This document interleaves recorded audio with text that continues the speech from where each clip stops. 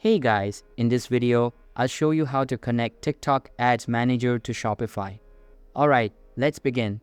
First of all, open any type of preferred browser on your PC and search for shopify.com. After that, sign into your account and you will be redirected to the home page. Here, get to the Add Apps feature in the left side menu and then click on the Shopify App Store embed. A new web page will then open up. Now, you just need to search for TikTok and give it a go.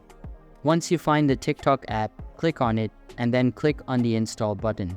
Once done, you will have the option to add your TikTok business account. Simply click on the setup button and the first step is to connect TikTok business. Just click on the connect button and sign in. After signing in, click on the connect button again and it will get connected.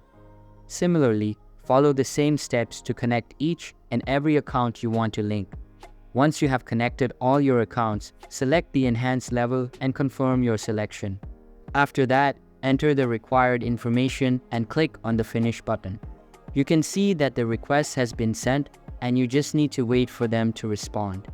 Once you receive confirmation, you're good to go. So that's basically how you can connect TikTok Ads Manager to Shopify. And that's it for this video. If you find this helpful, consider subscribing and giving this a big thumbs up. Thanks.